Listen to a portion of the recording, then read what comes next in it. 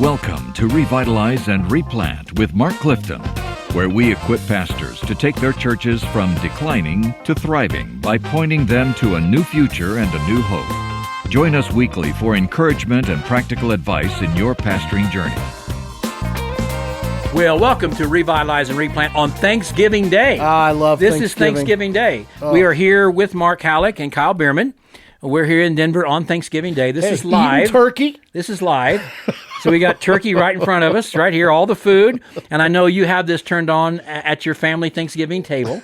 Go Cowboys. Go Cowboys, is that right? Go Cowboys. So this is our annual Thanksgiving episode. We've been doing this since way back in the late 1960s. So anyway, before podcasts were even invented. So this is our Thanksgiving episode on Revitalize and Replant. And first of all, we are thankful for you. Oh, come on. We are. Let's just literally and I'm serious, tens of thousands of you are listening, and we are beyond grateful for that. And whenever we are out and about and you come up and say, hey, I like the podcast, it means something to us, nothing means more to us than that. Oh, it's so encouraging, That is why we do this. Absolutely. It's and a joy. We love to do it. We love it. We love pastors. We love churches. Yeah, we do. So thank you. Thank you. We love you. We're thankful first for you. But here are 5 things every pastor should be thankful for at this Thanksgiving season. This Number is good one, for us to be thinking about. You need to be thankful that God called you to be a pastor. Unpack that for me, Halleck. Wow. Man, when I just think about my own life, and I hope just all of us, we think about when God saved us and he called us to himself and how life obviously changes everything. But then when the Lord calls you to ministry, man, it's scary, it's unpredictable, and yet it's the most exciting thing in the world. And I just think, and I pray we never lose this. I pray I never lose the joy of being a pastor, the humility of just that God would want to use me in this way, and the weight of it all at the same time. But I'm so thankful that the Lord would allow us. And I hope you guys listening feel the same way today. I do too. Seriously, man, this isn't just like a job you sign up for. No. This is a calling that the maker of the universe equipped you, has called you, and is using you to make disciples and to preach the word and to care for his sheep. He's called you as his anointed under-shepherd. He's the great shepherd, but you're the anointed under-shepherd. And Pastor, you're the anointed under-shepherd to 5,000 or to 5. And it's up to the Lord. You know, the greatest preacher in the Old Testament was Elijah, who called down fire from heaven. But you know, the greatest preacher in the Old Testament spent 2 years with the congregation of 2. A widow and her son, and they weren't terribly receptive. I mean, but he was faithful, right? He was faithful. That's so right. That's I want you to just be grateful, no matter where you serve, that the Lord selected you to be one of his appointed under shepherds. That is, man, that ought to be something you ought to be just delightful in and grateful every day, and never get used to that, and never get over it. And every time you come before the Lord, man, as it comes to you, thank him for that. That's right. Thank him for that. In the face of the challenge, and there's so many challenges, we know this, but man, just know the Lord's hand is upon you. He's called you. He will equip you, and be encouraged by his Spirit today, for sure. Secondly, I want you to be grateful for the opportunity that you have to have learned from others. So use this time as this Thanksgiving season to think about the men and women in your life who have really shaped you. Let's see. Okay, particularly the other pastors who've shaped you, or seminary professors, or teachers who've shaped you. Let's do this real quick. Let's share. You and I each share 4 or 5 key teachers, pastors who have impacted our life. You go first, and then I'll go. But let me say this before I forget it. Yep. But not only be thankful for them, but take this week and write, if they're still living. If they've already died, well, you know. But if they're still living, write them a card or a note. Not just an email, but a card or a note, and say, hey, you have really meant a lot to me. The Lord has used you in my life. Yep. A great deal. Yeah, or give them a call. Just call them. Absolutely. Okay, so there are several in my life. One, literally, I've never met him, and he, he was gone long before I was born. But that was was Charles Spurgeon. It's amazing how he continues to minister to me, to speak to me, to encourage me in so many ways. Another one's Martin Lloyd-Jones, same kind of thing. Two guys long ago, but ones that I've known personally that have shaped me, that I've been able to interact with on a personal level. Clearly, Henry Blackaby would be at the front of that list for so many ways. How he has shaped my understanding of God and my call to ministry and the love of God in my life and loving His people. So critically important. There's another man, many of you won't know him, but Charles Cheney. For years, he was a vice president of the Old Home Mission Board. When I was a young man, he was my age. I'm 66. Charles is about my age, and I was in my 20s. And he cared for me. He took time with me, and he opened up God's Word. And I find myself so many times, Mark, sharing things from the book of Acts that I heard him say. Isn't that amazing? That I heard him say. Yeah. I mean, he unpacked some of these truths to me. He was the president of Southwest Baptist University for a while in Bolivar. Then he became the vice president of the Home Mission Board. But I just want to mention his name, Charles Cheney. He went to Southwestern Seminary for the last few years of his life before he passed away. But certainly he would be another one that would be really influential. And my own dad certainly was a pastor who really had a lot to do with my life. And then there was a man named Pex Lindsay, who was my executive director at the Kansas-Nebraska Convention when I served there for 10 years, and I was a train wreck. I mean, he was so patient with me. Many other men would have fired me on many occasions, and I think people asked him to fire me on many occasions. And he would walk into my office. I was in my 30s, and I was just I don't know. I wouldn't have liked my 30-year-old self. But Peck, that was his nickname. Peck would walk in my office, and he'd sit on my desk, and he'd say, Clifton, you want to keep working here? I'd say, well, yeah. He said, well, here's what you're going to have to do. And he'd tell me exactly the things I'd have to do. And he just corrected me. Wow. And if that man hadn't corrected me, my path would have gone in a whole different direction. Totally different direction. He's still living, and I'm grateful for him, and I'll write him a note this week and thank him for the correction he gave in my life and the patience he had with me. Yes, that's right. I don't have the kind of patience with guys that he had with me. Yeah. And that paid off. So I would say it would be Blackaby and Cheney and Peck Lindsay, my dad, probably Martin Lloyd-Jones, and No, that's so Spurgeon. good. Yeah, let me just got? bust through. Yeah, so I would say, dead guys. There's a lot of dead guys. Yeah, I know. But Spurgeon's definitely there. Lloyd-Jones is there. I would say another guy named Jerry Bridges. Oh, sure. Was hugely, just his writing, just who he was. In my life, this is fun to think about, actually. So I would say there's 4 or 5 guys that come to my mind. One is when I think I've shared this before, maybe if you didn't know this, I went to play basketball out of high school at a junior college. And this was a state school in Wyoming.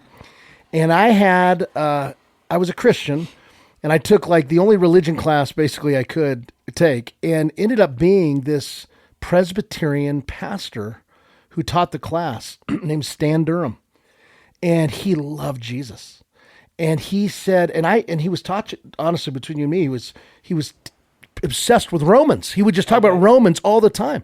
And I went up to him after class one day. I said, is there any way, do you do a Bible study or anything? Because I didn't have anybody discipling me. He and I ended up studying Romans every Wednesday through the week. This was a guy at a state school. So he was one. Another guy would be Daryl Schramm, who was the senior pastor of a church I served as a youth pastor in for 40 years. Loved Jesus. Never met a guy who loved people like him. Another guys, a guy named Vernon Grounds. I don't know if that name rings a bell. No, he started Denver Seminary. Okay. When it was Denver Conservative Baptist Seminary. He was there for 50 years, and he was just one of the most gentle, godly men.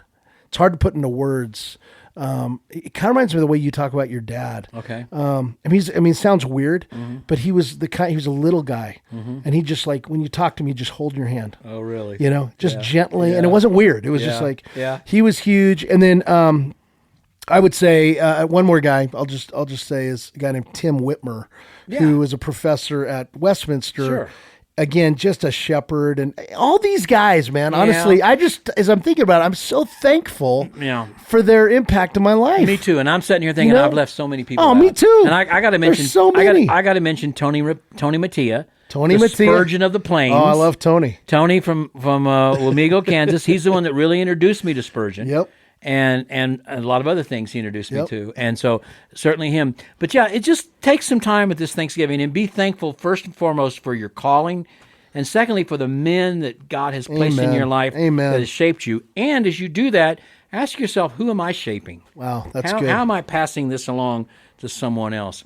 Secondly, I'm thankful for, it kind of goes with Peck Lindsay, I'm thankful for the people that I pastored who were patient with me, who put up with my, That's for sure. ineffective leadership and maybe not so great sermons, especially when I was young. Yeah. Dude, I pastored my first church at 18, and I thought I was ready to go. I thought, man, I got this. You had it all figured out. I got it all figured out. Years ago, somebody brought a cassette tape they gave me of me preaching when I was like 18 or 19. Oh boy, what was it like? Oh, well, all it was, I remember I was preaching, only a fool says there's no God. And man, I brought it. You're like, I was spitting and sucking air and fired up. Sounded like Adrian Rogers. 18-year-old kid. I mean, those people sat there, they were tortured by that preaching. But there was a rural country church up in North Missouri, and they just put up with me. Yep. Probably encouraged you and loved you. Another thing I did, I'll never forget, we were in one association, but there was another association that was in part of the county seat town. And we were in a rural association. We were about 10 miles from the county seat. And so I've been there, 6 weeks or something. And I'm 18 years old. I'm a freshman in college. And I'm thinking, I want to be part of the city association in the county seat. That's where we can get things done. So I just announced one Sunday morning that, I've looked at it and I would like us to change to the city, to the new association. This church had been in this rural association for 110 years. This is a bold move. I'm grateful for the deacons who lovingly informed me that's not how things are done. But they didn't fire me. Okay? That's the miracle They of it. didn't. I mean, I'm grateful, and to this day, for people who put up with me. I know, man. I'm thankful for people who put up with me when they shouldn't have to put up with me. That's what I'm thankful for. That's great. How about you? Got people like that? Yeah, I do. Okay. Oh, man. I think we all do. And in fact, I would say right now, if you're pastoring a church right now, be thankful for the people in your flock who show you so much grace. I know I feel that way even now because, man, God's drawing some straight lines with some crooked sticks by his grace, but we're grateful for the flock that is gracious toward us. So we're grateful that we've been called. We're grateful for the men who've invested in us. We're grateful for the people who've been patient with us. And I think we've got to say we're grateful for God who didn't remove us from our calling and could have at many different places. There are many times I deserved to be removed from my calling. But just as these other people were patient with me, he was gracious with me, and he stuck with me. But you think about how many times we're just looking at our own lives, we haven't lived up to our calling at all, and we failed him and others in so many ways. And I'm gracious that he didn't remove that calling from me when I lived with unconfessed sin, or when I failed to be consistent in my prayer life, or when I operated in the ministry in my flesh. He convicted me of it. Yep. He drew me back to him, but he was gracious to me. Yeah. And I'm so grateful Praise for the that. Lord. Amen. And then I heard somebody say one time, and write it one time, I've never forgotten it because it works for me. I'm grateful that, maybe it was Rayner, I can't remember. I'm grateful that the internet didn't exist when I was young. Oh, man. I'm serious. Can you imagine? No. I mean, what young people and young men have to go through today to battle that. Oh, dude. Teenagers and things. Yeah. And then also, I'm grateful that the internet didn't exist when I started preaching. Oh, yeah. Because I would have leaned way too much on it. And now with AI, you guys, I mean, back when I started, I had a handful of books. That's all I had. 3 or 4 of them were called Herschel Ford Simple Sermons for Sunday Morning, Herschel Ford Simple Sermons for Special Occasions, and Herschel Ford Simple Sermons for Sunday nights. That's what you had. That's what I had. And you know what? They were all simple sermons. My dad used to say he needed to write a book called Herschel Ford Simple Sermons for Simple Christians. But that's all I had, Yeah. I could go to the library at Midwestern and try to get some books. And over time, I bought a book here or there. But books were expensive. Right, yeah. Buying a concordance, trying to find... I remember somebody, when I got ordained, I had an older pastor who gave me Spurgeon's commentary on the Psalms. Huh. That was like gold. Oh, yeah. And so it's good today that you have the internet, but you could end up leaning on it too much, as we talked about in the previous podcast. True. You don't have to prepare a sermon. Somebody's done a sermon out there. You just got to find it. Sermons.com, whatever. Yeah, that's right. So I'm grateful that understanding my weaknesses, that I was not exposed to that at a young age. That's kind of weird, but no, I get it, man. What else are you grateful for? I totally. On this Thanksgiving. Oh, man, I'm thankful for my family. I'm thankful for the gift of good food. Oh, that's true. I'm grateful for good friends. Grateful for, really, really grateful for the gospel. As you're talking, I'm just sitting here thinking, Lord, you have saved me by your grace from your righteous wrath that I deserve. You have given me life. You have given me your Holy Spirit. You fill me with joy, and I'm going to be with you forever. And I know those are truths that we all preach, but guys, I hope we never stop being amazed and thankful for the grace of God in our life. I know. And sometimes on this podcast, because it's Revitalize and Replant, we spend a lot of time talking about obstacles and challenges and heartaches and all that. But on this Thanksgiving Day, we just wanted you as a pastor to join us in being thankful for these things and never ceasing to be thankful for them. Indeed. And we're thankful for you. And we're thankful for Mr. Kyle Bierman over here. Absolutely. Who didn't chomp any ice on this podcast like he did on the others. I am sorry, Kyle. We love you. Love you, Kyle. We do. Come here. Let me give you a hug. Come on. Come on over here. Okay. See you later. Thanks for joining us today on Revitalize and Replant. This podcast is brought to you by the North American Mission Board, where we help dying or struggling churches regain health for the glory of God and the good of their communities. If you found this conversation helpful, don't forget to subscribe to the podcast on your favorite platform. To learn more about becoming a replanting pastor or to explore resources about revitalization for your own church, visit churchreplanters.com.